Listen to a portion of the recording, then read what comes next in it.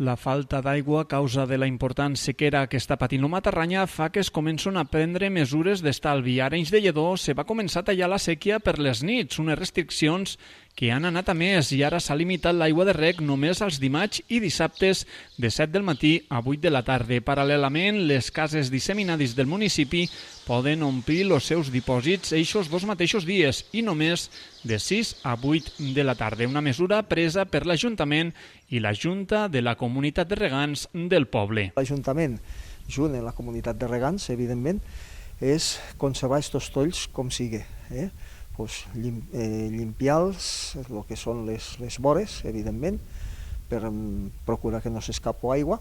Pel moment, un horari de reg restringit, segons s'aguditza la crisi d'aigua.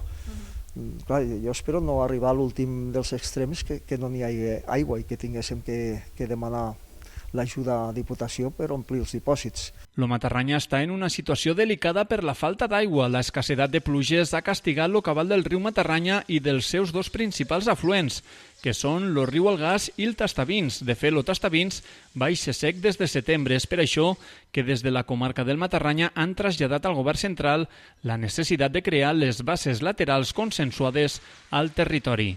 Tenim alguns pobles ja en problemes. Els que s'abasteixen del riu Algàs pues ja els han començat a tindre. Els que s'abasteixen de pous, municipis també de la zona sud, pues també els pous van baixant.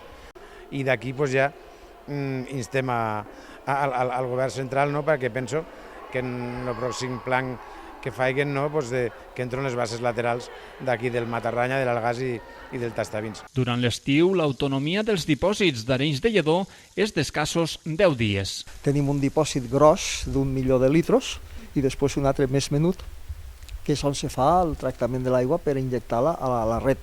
Claro, al mes d'agost, si passem de 10 dies sense subministre d'aigua, seria quasi un milagre. Una de les grans preocupacions per als pobles del Matarranya és l'increment destacat de la població durant els mesos d'estiu i això dispara els consums d'aigua. D'aquí que es demane un ús responsable de l'aigua, cosa que està en mans de tots.